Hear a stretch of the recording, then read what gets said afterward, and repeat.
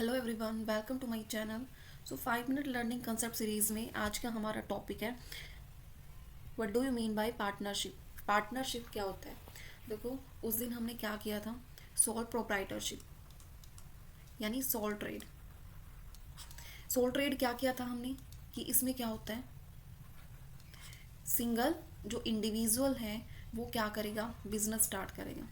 तो उसके बाद ये कौन सी फॉर्म ऑफ ओनरशिप है, पार्टनरशिप। इसमें क्या हो जाएगा, टू और मोर टू और मोर इंडिविजुअल एग्री होके क्या करेंगे, एक बिजनेस सेटअप करेंगे। ठीक है, एंड जो प्रॉफिट एंड लॉस है वो क्या करेंगे, शेयर करेंगे। तो वो होता है पार्टनरशिप। देखो, इंट्रोडक्शन में दे रखा है कि पार्टनरशिप एक बिजनेस ऑर्गेनाइजेशन की फॉर्म है जिसमें टू और मोर इंडिविजुअल एग्री होके क्या करेंगे, प्रॉफिट शेयर करेंगे, लॉस भी शेयर करेंगे एंड रिस्पॉन्सिबिलिटी भी शेयर करेंगे। एंड ये जो गवर्न किसके किसके द्वारा किया गया है, कौन से एक्ट के द्वारा, 1932। ये इम्पोर्टेंट है।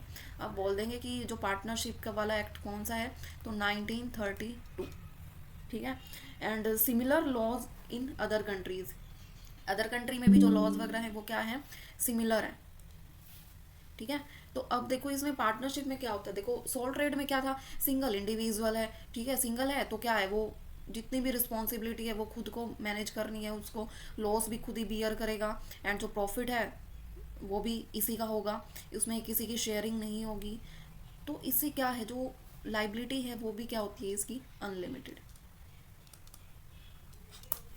तो उसके बाद जो फॉर्म ऑफ ओनरशिप है कौन सी है, पार्टनरशिप। अब इसमें देखो, जब दो बंदे आपस में मिलके कोई भी स्टार्ट करे, मीन्स ट्रस्ट होगा, सपोर्ट मिलेगा एक दूसरे को, जो बिजनेस है वो अच्छा सेटअप हो जाएगा, पार्टिसिपेट करेंगे और ज़्यादा टीम वर्क होगा। एक तो अकेला इंडिविजुअल काम कर रहा है, एक टीम वर्क में साथ में मिलके दूसरा भी उसको आइडिया दे रहा है कि कैसे हम अपने बिजनेस को और ज़्यादा इंक्रीज कर सकते हैं, कहाँ कहाँ फैला सकते हैं। तो टीम वर्क भी होता है, शेयर भी होता है एंड हेल्प भी होती है। अब देखो, इसको इतना ज़्यादा लॉस हो गया, जो ये इंडिविजुअल सिंगल इंडिविजुअल काम कर रहा है, इतना ज़्यादा लॉस हो गया, तो ये जो लॉस है वो क्या है, नहीं बियर कर पाएगा, और इसका जो बिजनेस है वो क्या हो जाएगा, स्टॉप हो जाएगा। So no help and corporate partnership में कॉर्पोरेट हो जाता है, दोनों सारे मिलके आपस में वो करते हैं। बट सिंगल इंडिविजुअल में तो ऐसा कुछ होता नहीं। सो कौन सा बेनिफिट है, पार्टनरशिप। अब देखो, इसकी डेफिनेशन, इसमें जो याद रखने वाली चीज़ें हैं जो एमसीक्यू में पूछी जाती है वो कौन सी हैं।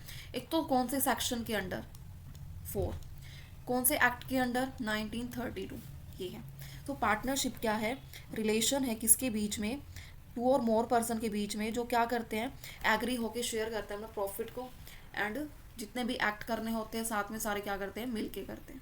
ठीक है, तो ये है हमारी पार्टनरशिप। उसके बाद करेक्टरिस्टिक्स देखो, करेक्टरिस्टिक्स में टू और मोर पर्सन होते हैं, यानी जो, अब देखो इसमें मिनिमम, एमसीक्यू में क्या पूछा जाता है कि जो मिनिमम जो पार्टनर होते हैं वो कितने होते हैं और मैक्सिमम कितने होते हैं। मिनिमम जो पार्टनर होते हैं कितने होते हैं, मिनिमम कितने होते हैं, 2, एंड मैक्सिमम कितने होते हैं, ये क्वेश्चन पूछा जाता है, इंपॉर्टेंट है ये। तो मैक्सिमम लिमिट कितनी होती है, जो कंपनीज एक्ट के अकॉर्डिंग, एक्ट 2013 के अकॉर्डिंग जो पार्टनर है वो कितने हैं, 50। एंड बैंकिंग में जो लिमिट है कितनी है, 10। तो ये है। उसके बाद एग्रीमेंट बेस्ड, दोनों के बीच में क्या एग्रीमेंट होता है, वो रिटर्न भी हो सकता है, ओरल भी हो सकता है। प्रॉफिट शेयरिंग होती है, प्रॉफिट शेयरिंग होती है, प्रॉफिट हो रहा है, लॉस हो रहा है, वो शेयर होता है दोनों के बीच में, दो या दो से ज़्यादा जितने भी पार्टनर हैं। लाइबिलिटी अनलिमिटेड होती है, क्योंकि जो हर एक पार्टनर होता है वो लाइबल होता है अपने लॉस के लिए, अपनी रिस्पॉन्सिबिलिटीज़ के लिए, जो बिजनेस में डेप्ट हो रहे हैं उनमें पर्सनली रिस्पॉन्सिबल होते हैं वो। तो क्या है, लाइबिलिटी अनलिमिटेड है। म्यूचुअल एजेंसी, म्यूचुअल एजेंसी यानी वो जो पार्टनर है वो किसके बिहाव पे काम करता है, फर्म के। तो म्यूचुअल एजेंसी है, फर्म, जो पार्टनर है वो मिलके काम करते हैं। अब कोई भी डिसीजन लेना होता है तो सिंगल जो पार्टनर है वो डिसीजन नहीं ले सकता, सारे मिलके ही डिसीजन लेंगे।